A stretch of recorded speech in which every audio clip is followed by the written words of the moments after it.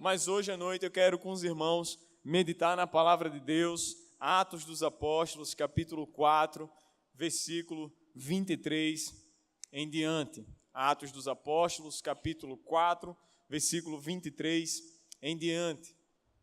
Tem uma das coisas, umas características que nós encontramos nas Escrituras que nos colocam sempre em posição de curiosidade, de querer enxergar o que é que estava acontecendo naquele momento. Eu não sei se você é assim, mas todo que eu estou lendo a palavra de Deus e eu encontro alguma coisa ali, uma característica, eu fico, Deus, como seria esse momento? Como é que pode ter acontecido tudo isso? Eu queria ter participado de algo parecido, eu queria estar naquele momento para estar olhando ter essa imagem, uma imagem panorâmica, uma imagem de longe, de cima, de um lado, do outro. Eu queria estar vendo todo esse mover do Senhor diante do que o Senhor tem feito, diante das Escrituras, a narrativa da Tua Palavra. Atos dos Apóstolos, capítulo 4, versículo 23. Quem achou, diz achei. Quem não achou, diz espera aí. Escutei um espera aí. Enquanto os irmãos procuram, deixa eu pedir só o auxílio pessoal da mídia para apresentar a vocês a minha família, Amanda, Rian e o pastor Ramon.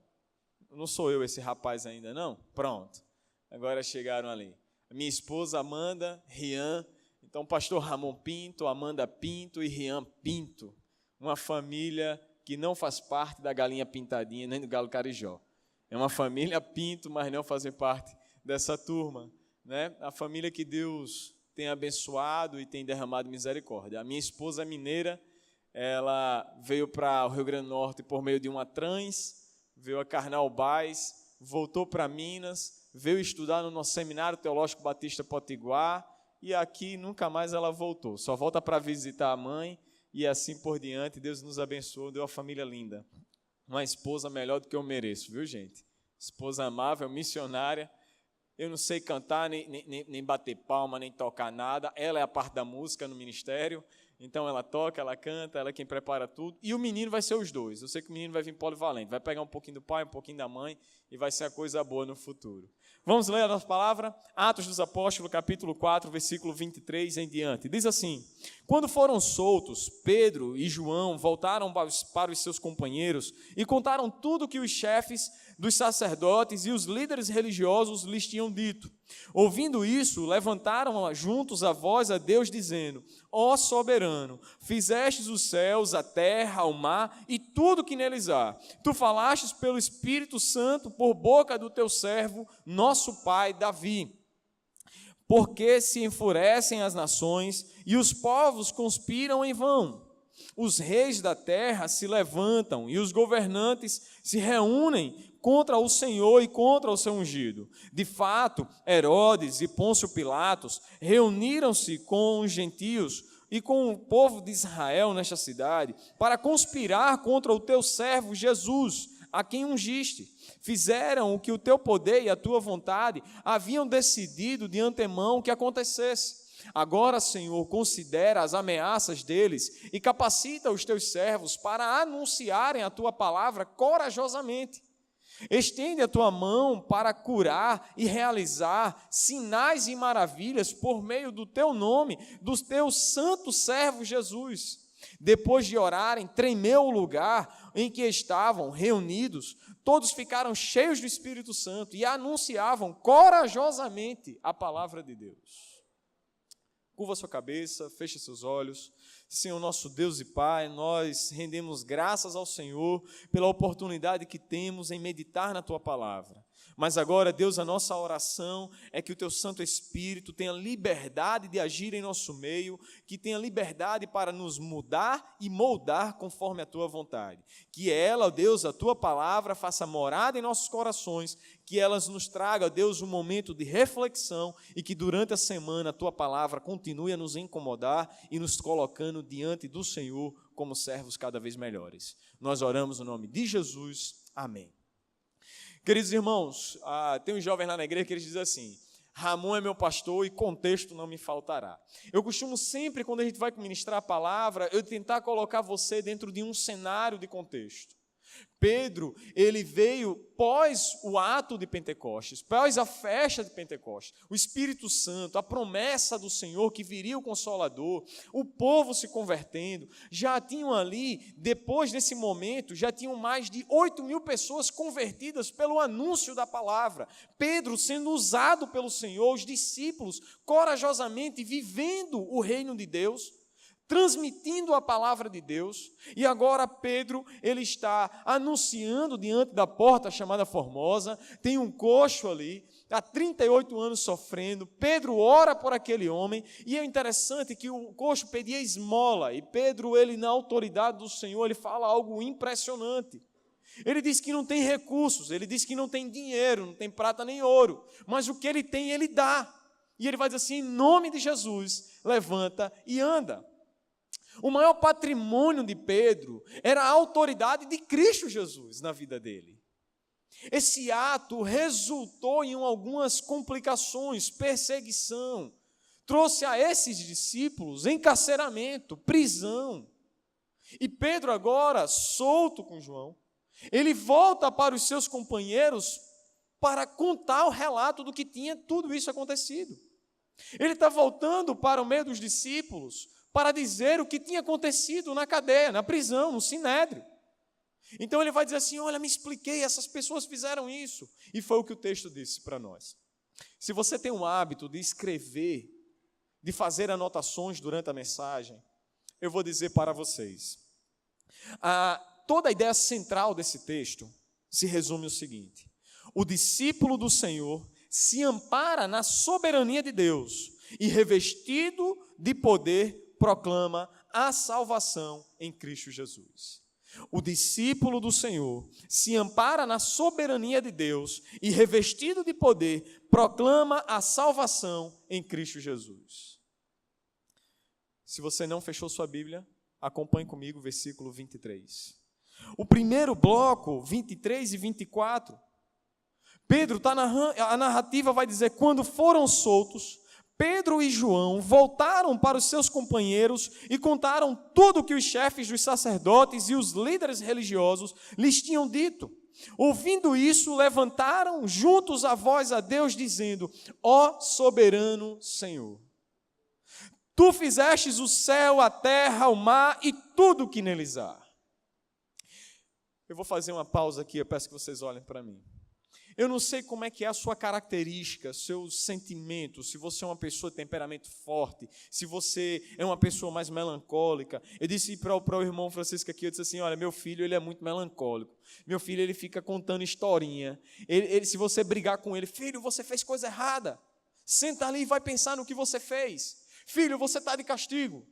Tem 4 anos, meu filho. Ele senta lá, ainda que fique com um bico de 3 palmos na frente da boca dele, com raiva, ele senta lá, aí daqui a pouco ele fala assim, pai, eu já pensei, posso sair? Não, você está de castigo.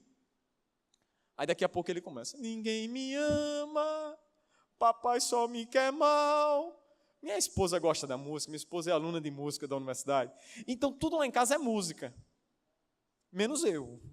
Eu tenho uma alergia à música, eu não simpatizo, eu amo, mas eu não sei produzir nada. E meu filho fica cantando, ninguém me ama, ninguém me quer bem. E se eu falar qualquer coisa específica naquela hora, a música do meu filho, a canção que ele produz, é canção de melancolia, de reclamar, de dizer que ele é o inferior, de que o pai brigou com ele, que ele não merecia aquilo. Meu filho, 4 anos de idade. Os discípulos tinham acabado de ser encarcerados. Os discípulos tinham sido colocados de castigo. Os discípulos não fizeram coisa errada. Eles deram o patrimônio que tinham. Em nome de Jesus, levanta e anda. Os discípulos colocaram à disposição o seu maior patrimônio. Fizeram benfeitorias. Não destruíram nenhum patrimônio público. Não atearam fogo em nada. Não quebraram nada. Ele, pelo contrário, na autoridade de Cristo, fizeram coisas boas. Mas quando eles vão orar a Deus, a Bíblia diz que Pedro e João se reúnem com os outros e eles levantam a voz diante de Deus para orar. E a oração é, ó soberano Deus, Tu que fizestes o céu, a terra, o mar e tudo o que neles há. É uma oração de engrandecimento. É uma oração de dizer: Senhor, Tu és dono de tudo isso. Senhor, Tu és o dono da minha vida. E o que me acontece não tira do Senhor a sua autoridade. Pelo contrário, Deus, engrandece. Porque diante de tudo isso, antes, 8.000 pessoas se renderam ao Senhor. E ele está orando ao Senhor, os discípulos estão orando, exaltando a Deus. A oração não foi uma oração de melancolia, uma oração de reclamação, porque se fosse o pastor Ramon, gente, a minha oração era: Senhor, eu mereço isso. Eu fazendo a Tua obra, eu mereço isso. A minha oração seria essa. Mas a oração aqui não, a oração aqui está sendo apresentada, a oração de engrandecimento de Deus. A dificuldade bateu na porta e eles estão dizendo assim: soberano Deus, Criador dos céus e da terra, Criador do mar e tudo que neles há, o Senhor é o dono de tudo isso. Vocês já pararam para pensar que quando os irmãos estão passando por um momento de dificuldade, de desafio, as orações são mais fervorosas? Já perceberam isso? Mas geralmente as nossas orações são assim: Senhor, está difícil. Deus, está difícil. Me ajuda nesse negócio. Deus, chega com a Tua providência agora. Deus, resolve esse problema que eu não aguento mais. Mas as orações daqui foram: soberano Deus, soberano. Esses 2 versículos, eles têm um momento de rendição dos discípulos, uma rendição diante da soberania do Criador. Não há espaço para eles, no momento da oração, de dizer: Deus, houve um contratempo. Deus, houve aqui um momento de pausa. Queríamos estar lá na frente, mas houve isso. Eles não fizeram nada disso. Eles contaram: olha, os líderes religiosos se juntaram, tramaram mesmo contra o Senhor Jesus Cristo. E foram eles que fizeram isso. Mas eles estão agora dizendo: Senhor, Criador dos céus e da terra, louvamos o Teu nome, exaltamos o Teu nome. A construção desse templo, será se foi diferente? Ou se cada tijolo que colocava em uma gorda de cimento, você fazia: graças a Deus, glória a Deus, exaltado seja o Senhor. E a dificuldade? Aí se dava um problema ali, faltava recurso para botar o vidro: graças a Deus, louvado seja Deus. Essa é a vida do cristão. Essa é a vida do cristão. É de exaltar ao Senhor independente das circunstâncias. Independente da situação, é um momento de exaltação a Deus. Paulo, escrevendo aos Filipenses, Paulo está preso, final de carreira, cansado, sofrido, mas ele escreve a carta dentro da prisão domiciliar para a igreja, dizendo assim: completem a minha alegria.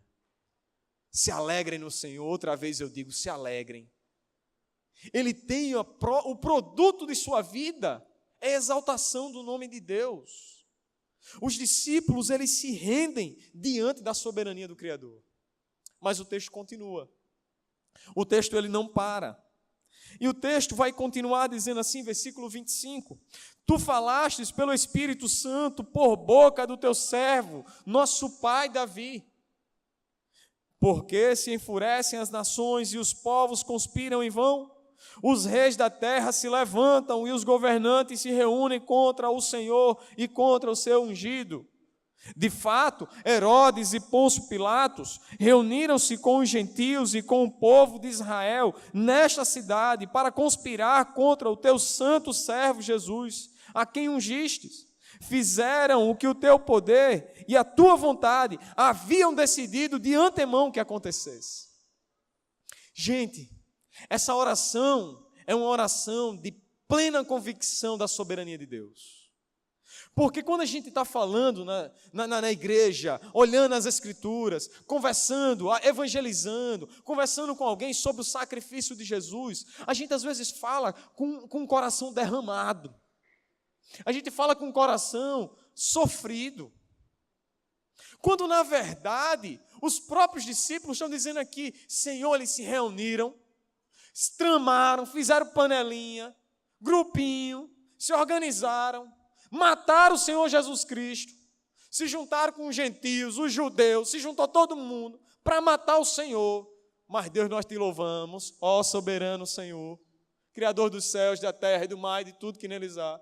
Porque tudo que eles fizeram foi o que o Senhor já tinha decidido antes. Toda essa ruindade, o Senhor já tinha permitido. Eles não fizeram nada que fosse capaz de mudar o que o Senhor já tinha reservado. Deus nos ama de uma maneira incondicional. O amor de Deus é derramado sobre o seu povo de uma maneira incondicional. Que Cristo Jesus, quando foi à cruz do Calvário, ele foi pelos que estavam ali, por aqueles que antemão haviam passado, por aqueles que haveriam de vir, eu e você. E o amor de Cristo Jesus foi apresentado ali e já era plano de Deus. Já era plano de Deus resgatar o pecador, trazer de volta a comunhão. E Cristo Jesus esteve pendurado na cruz do Calvário, fazendo a vontade de Deus. E os discípulos agora, diante da oração, diante de Deus, eles estão dizendo, tudo o que eles fizeram, o Senhor já tinha decidido antes. Não fizeram nada além da tua vontade. Não fizeram nada além do que o Senhor já tinha reservado. Se tem uma coisa que nos alegra na caminhada cristã, irmãos, é saber de que se estamos aqui, é porque Deus cuidou. Não tem nada na caminhada cristã que nos alegre mais de saber de que se estamos aqui celebrando ao Deus vivo, é porque sabemos que o dia de amanhã estaremos nos céus com o Senhor Jesus Cristo. Essa é a alegria do cristão.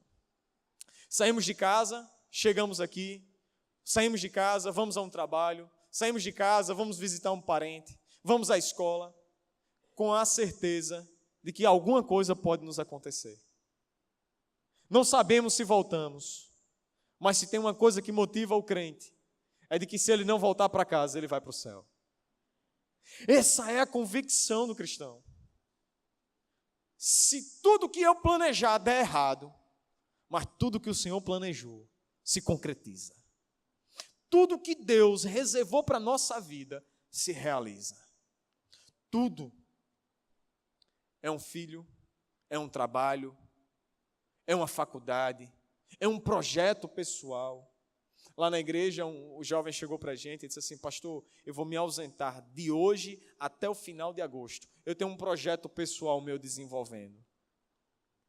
Aí eu fiquei curioso. Aí eu fui falar com ele. O projeto pessoal dele. Gente, o projeto pessoal dele é passar no concurso público. Aí eu perguntei a ele se nesse período ele também ia deixar de orar. Se ele ia deixar de falar com Deus. Se faz sentido as coisas. Aí ele, não, eu só vou me ausentar um pouquinho de algumas responsabilidades. Então, menos mal. Sabe qual é o problema? É que quando a gente olha as Escrituras, a gente está vendo que a ação de Deus se realiza na nossa vida. Que a ação de Deus é algo soberano em nós. Que Deus exerce sobre nós autoridade. Que Deus nos dá além do que merecemos. Que Deus fez todas as coisas por nós. E às vezes nos colocamos numa posição de ingratidão. E não reconhecer que todas as coisas estão debaixo do poder de Deus. E a gente começa a dizer algumas coisas diferentes. Hoje não vai dar, amanhã talvez, depois quem sabe. E a gente perde o tempo do agora. Os discípulos, vivendo o agora, evangelizavam, anunciavam, proclamavam o Senhor Jesus Cristo, vivendo o agora. E o amanhã, se permitir, eu estou no céu. Se não, eu estou evangelizando de novo. Na carta de Paulo aos Filipenses, Paulo preso, a igreja preocupada, a carta de Paulo dizendo assim, alegrem-se no Senhor, outra vez vos digo, alegrem-se. Aí ele vai dizer assim, olha, eu quero que vocês saibam que tudo que me aconteceu antes tem contribuído para a expansão do reino. Eu fico imaginando esse momento de Paulo em Filipenses, que ele vai dizer assim, aqui toda a guarda pretoriana tem sido evangelizada. Toda a guarda está conhecendo do Senhor Jesus Cristo. Vocês que são militares, eu nunca exercia Forças Armadas ou alguma coisa do tipo.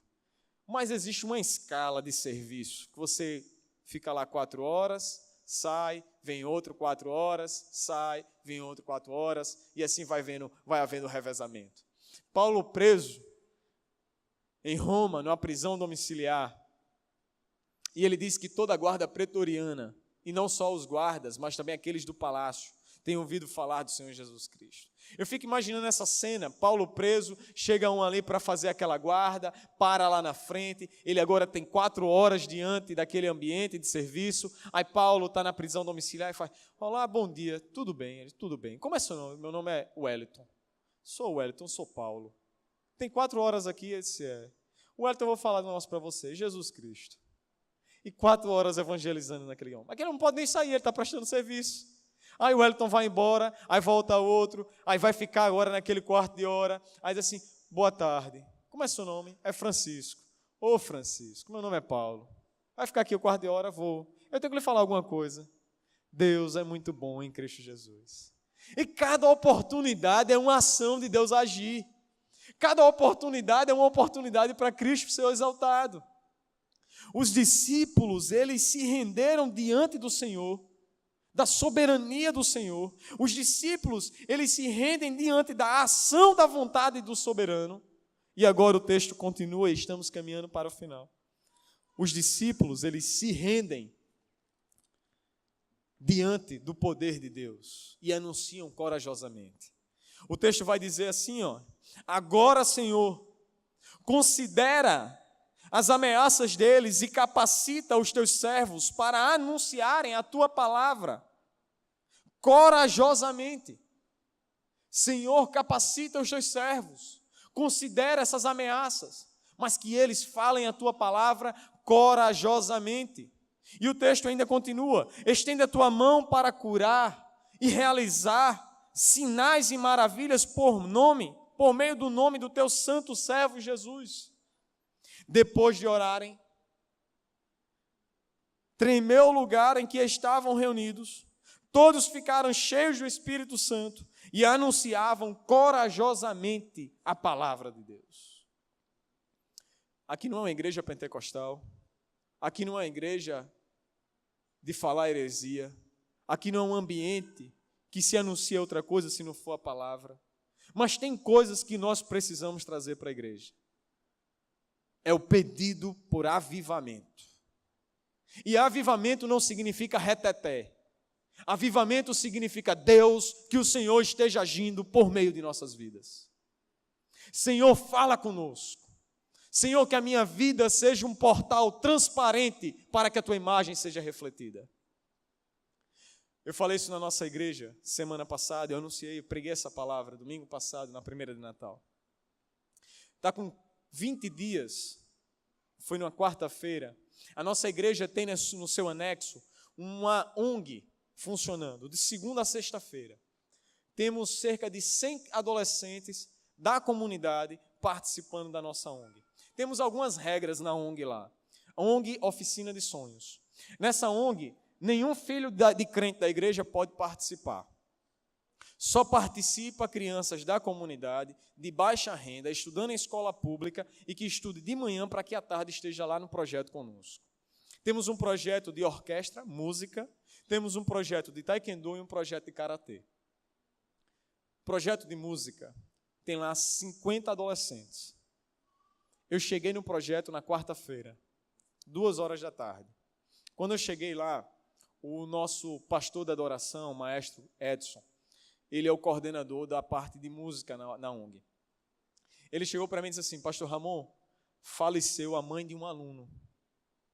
Ela faleceu ontem, o aluno faltou ontem, e hoje na chamada ele faltou de novo e um coleguinha disse que a mãe dele havia morrido. E ela está no Morada da Paz, o velório. Gente, é uma criança de 11 anos de idade. Uma criança de 11 anos de idade. Diz assim, Edson, vamos visitar agora. Vamos lá agora. Vamos, tá? Entrou no carro. Eu cheguei para receber, eu ia para uma reunião, gabinete pastoral, mudamos o plano, entrei no carro com ele e fui até o velório. No trajeto, eu peguei a ficha de inscrição dele e da prima dele, que também fazem parte do projeto, e fui ler a ficha de inscrição deles. Eles são novos alunos, entraram esse ano na nova remessa. E eu vi que na identidade de Wagner, a criança, não tem nome de pai, só tem nome de mãe. E ele, aos 11 anos de idade, ele não tem pai nem mãe. Uma criança, filho único. Como é que vai ser o futuro dessa criança? O que a gente diz para uma criança dessa numa hora dessa? O que a gente vai olhar para uma criança quando chegar no velório, onde a mãe vai ser sepultada em minutos? E a gente vai dizer o que para uma criança dessa? Vocês se prepararam já para algo assim? Porque eu, como pastor, não me preparo para isso, não. Eu me preparo para momentos como esse, de apresentar crianças, para ministrar em casamento, para gerar vida. Mas eu não me preparo para ministrar na morte. A criança tem 11 anos de idade. E a gente é obrigado a chegar de um ambiente desse e ter que falar. E quando eu abracei a criança, o sorriso veio de orelha a orelha, porque ele viu naquele momento de dor o seu professor de música e o pastor daquela igreja que ele vai lá, num ambiente de dor chegando. A gente não falou nada, só abraçou. Diante de um velório, a família, os amigos, os vizinhos, todos pararam para ver quem eram essas duas pessoas que acabaram de chegar. E o tio de Wagner vem falar conosco. Na quarta-feira, no sábado, estava a família inteira na igreja. A família inteira, o tio de Wagner, a tia de Wagner, a avó de Wagner, a prima de Wagner.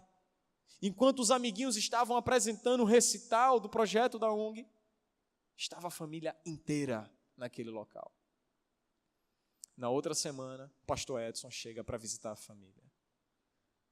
Meus irmãos, o ministério que Deus colocou em nossas mãos não é um ministério que obriga você a vir a um púlpito, mas te coloca num ambiente de rua, de relacionamento, de convivência, de intencionalidade, de chegar na dor do outro e levar um abraço com a palavra de esperança, de ouvir aquilo que o outro está clamando e você poder ser abençoado por Deus e abençoado, abençoar aquele. Anunciar a palavra corajosamente significa: sairei das minhas quatro paredes, sairei desse ambiente. A minha vida vai ser de louvor a Deus, não só no domingo, quando eu estiver reunido com os meus irmãos lá na igreja. O meu ambiente de adoração a Deus serão todos os dias, quando eu sair daqui e quando eu entrar aqui. Aí você vai começar a enxergar a igreja crescer, alargar as fronteiras, estender os seus arraiais, ter que construir outra igreja dessa porque essa aqui ficou pequena. Meus irmãos, o evangelho de Deus é um evangelho de relacionamentos.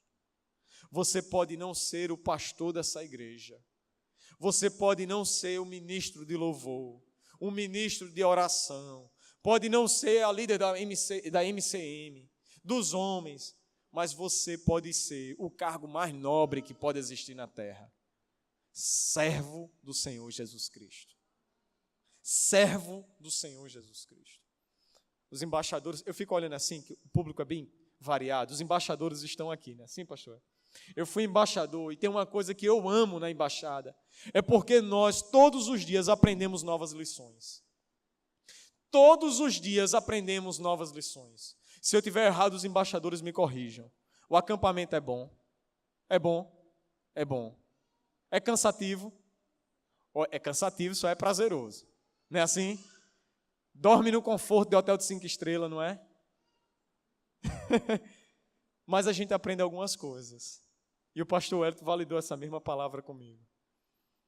A gente aprende que quando a gente dorme debaixo de um cajueiro, numa rede, que não está, às vezes, nem bem armada, mas quando a gente chega em casa, que a mãe estende o lençol sobre a cama, a gente diz assim, isso é o paraíso. Não é? Quando a gente não tem aquela hora exata de comer direitinho, a gente tem que fazer as coisas. Aí quando a gente chega em casa, a mãe faz, filho, comer está na mesa. Isso é coisa de Deus. É ou não é? É. Às vezes, a gente fica esperando a cama, a mesa, o banho, a roupa limpa aqui dentro. E a gente precisa fazer isso lá fora, para os outros. A gente precisa levar o evangelho de uma maneira diferente, para os outros. A embaixada, quando a gente faz concurso de versículos decorados, aquilo dali não é para que a gente chegue num ambiente de congresso e diga, eu sou bom porque eu decorei 120 versículos. É para que a gente esteja plenamente munido da palavra de Deus, para quando chegar em qualquer oportunidade, alguém tocar num assunto, a gente diz, eu tenho um versículo para isso. Eu tenho uma resposta para isso. E está na palavra de Deus. Precisamos ser embaixadores de Cristo Jesus. Precisamos ser os anunciadores de que o Senhor Jesus Cristo morreu em nosso lugar e ressuscitou, dando a garantia de que o povo de Deus habitará nos céus com Ele. Amém? A Bíblia diz que depois que oraram, tremeu o lugar e todos que estavam reunidos ficaram cheios do Espírito Santo. Cheios do Espírito Santo. Às vezes é necessário alguns tremores em nosso lugar. Às vezes é necessário uns balançados do Senhor, uns agitos, para nos fazer lembrar de que o Evangelho de Deus é quem alcança o perdido. Eu vou encerrar assim como eu fiz o momento missionário. Deus é o Deus que faz a missão. Deus é o Deus que faz todo o trabalho. A nossa oração é, Deus, por favor, me dá o privilégio de participar de tudo isso.